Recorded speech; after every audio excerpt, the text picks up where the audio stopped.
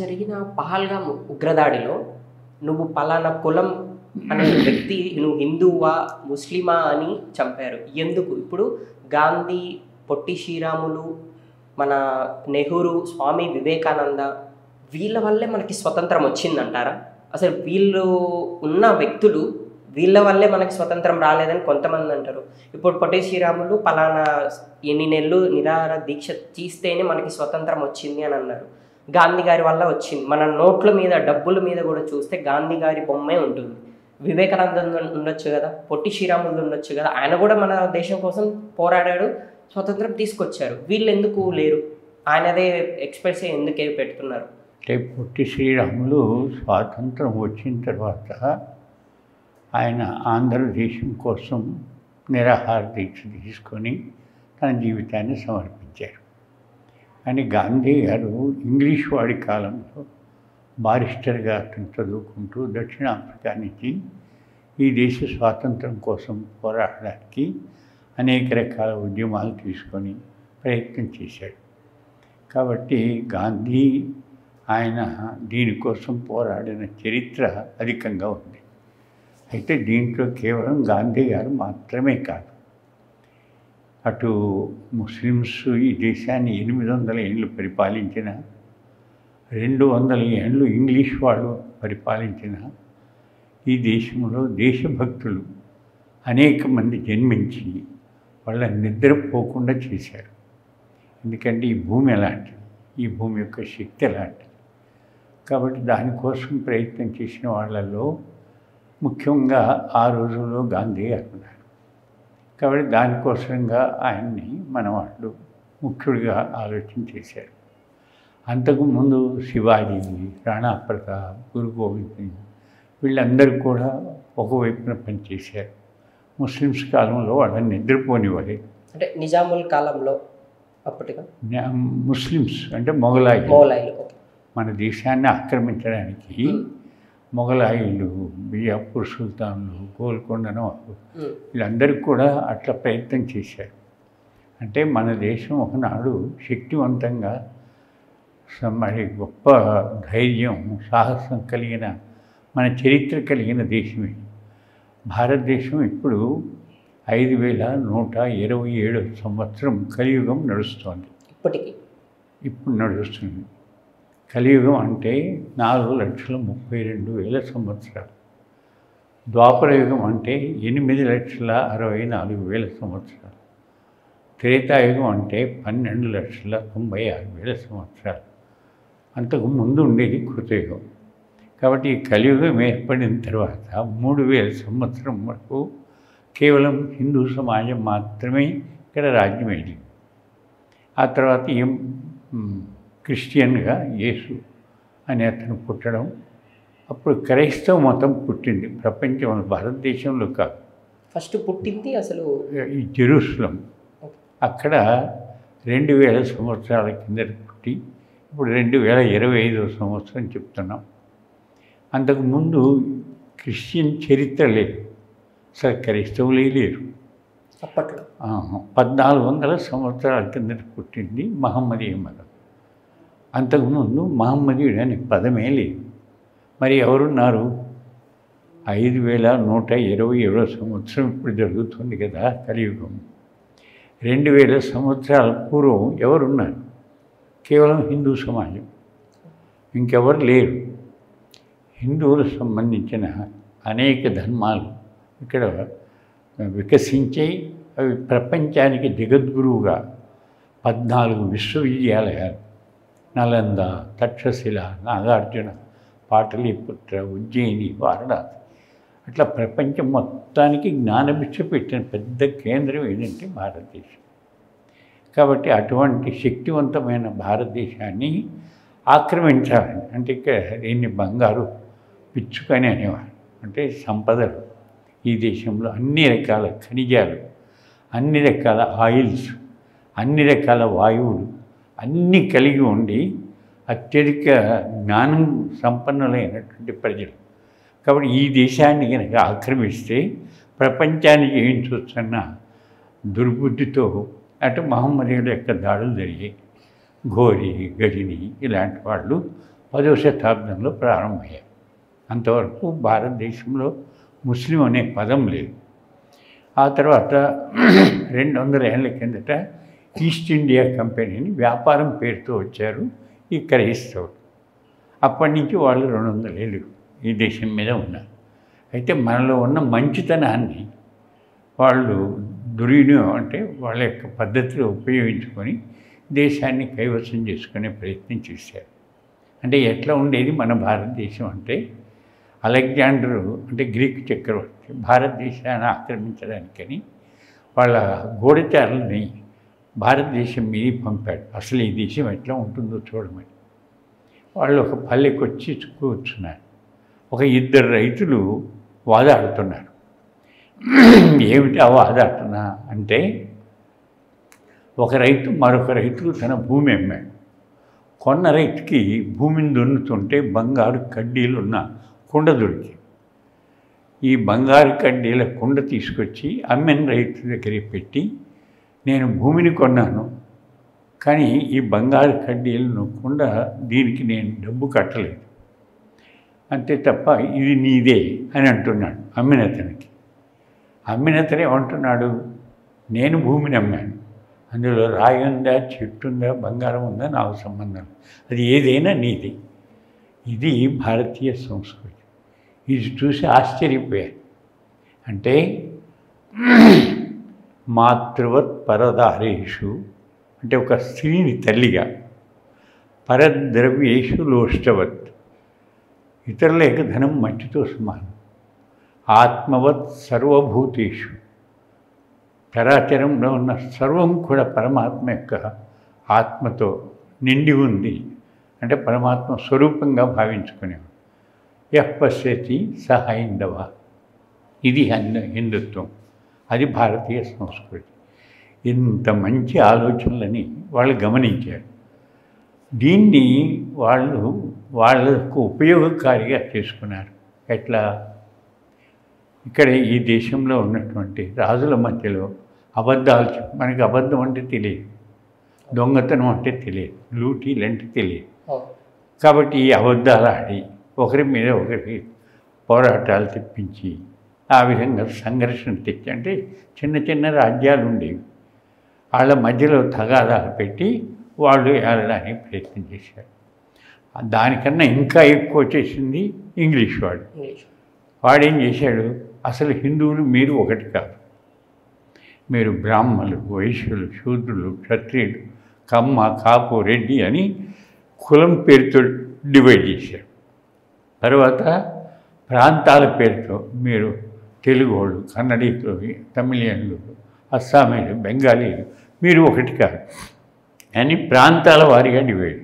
ఆ తర్వాత మీరు బౌద్ధులు, జైనులు, సిక్కులు, శైవులు, వైష్ణవులు మీరు ఒకటి కాదు అని దీన్ని విపరీతంగా ప్రచారం చేసి ఆ విధంగా మళ్ళీ ఇక్కడ తగాదాలు పెట్టి ఇక్కడ ఉన్నటువంటి కొంచెం ఆర్థికంగా వెనుకబడిన వాళ్ళని దగ్గర తీసుకొని దొంగలుగా తర్వాత సైనికులుగా మార్చుకొని కేవలం 5,000 మంది మాత్రమే ఇంగ్లీష్ వాళ్ళు భారతదేశంలో ప్రవేశించారు.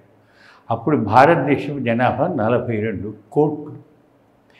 42 కోట్ల మందిని 5,000 మంది వచ్చి 200 ఏండ్లు బానిసలుగా మార్చిపారేశారు. కారణం మన మంచితనాన్ని ఆ విధంగా దుర్వినియోగం చేసి ఆ పద్ధతులన్నీ అవలంబించుకున్నారు. ఇట్లా జరుగుతున్న సమయంలో దేశానికి మన ధర్మము, మన సంస్కృతి పెరగాలి అనే కోరికతో ఇప్పుడు గాంధీ ఇలాంటి వాళ్ళు, తిలక్, సుభాష్ చంద్రబోస్, వల్లభాయ్ పటేల్ వీళ్ళందరూ కూడా అటువంటి ప్రయత్నాలు గట్టిగా చేశారు. ఆ చేసిన ప్రయత్నం కారణంగా మనం సఫలమయ్యాం.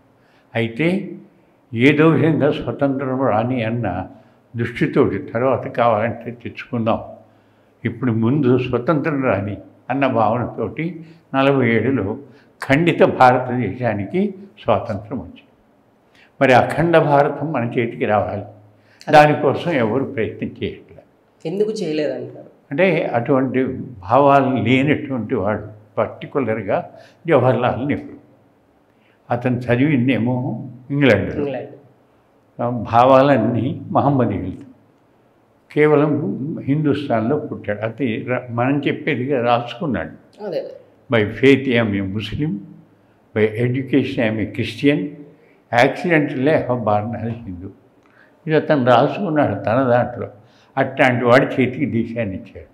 అదే కనుక వల్లభాయ్ పటేల్ లాంటి వాడు, లాల్ బహదూర్ శాస్త్రి లాంటి వాళ్ళు వాళ్ళ చేతిలో కనుక దేశం వచ్చుంటే దాని కథ మారి ఉండేది. దురదృష్టం ఏంటి, అతనికి ఈ దేశం తెలియదు, ఇక్కడ పల్లెలు తెలియదు, ఇక్కడ సంస్కృతి తెలియదు.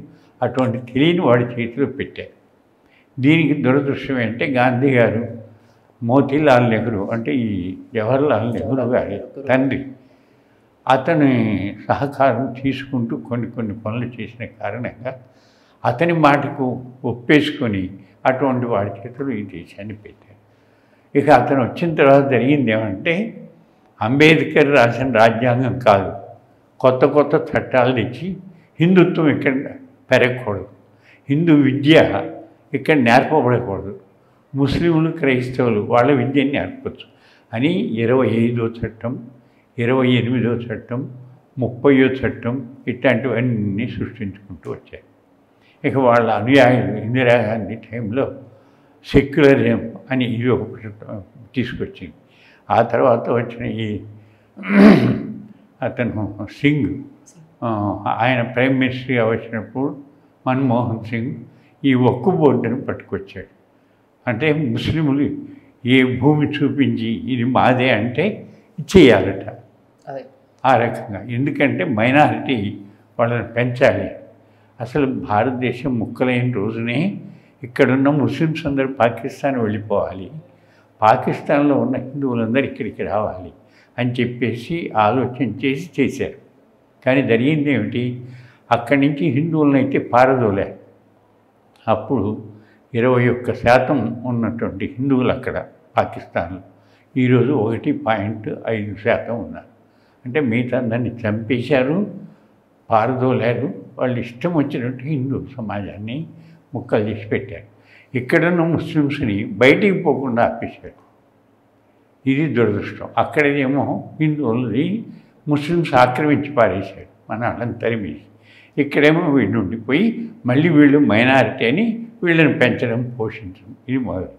ఇట్లా దేశం అంతా కూడా బర్బాద్ అయిపోయింది. అటువంటి స్థితిలో విశ్వ హిందూ పరిషత్ 1964లో ఆగస్టు నెలలో స్వామి చిన్మయానంద ఆయన ఆశ్రమం సాందీపని సాధనాలయం అని బొంబాయిలో ఆయన ఆశ్రమంలో ఇది ఉద్భవించింది. విశ్వ హిందూ పరిషత్ అంటే హిందూ సమాజ సంఘటన. తర్వాత ఈ మత మార్పిడి ఆపాలి ఎట్టి పరిస్థితుల్లో. అది ఆపకపోతే మిగిలిన దేశం కూడా మిగలదు. ఇప్పటికి అట్లా జరుగుతుంది, కానీ ప్రయత్నాలు గట్టిగా జరుగుతున్నాయి.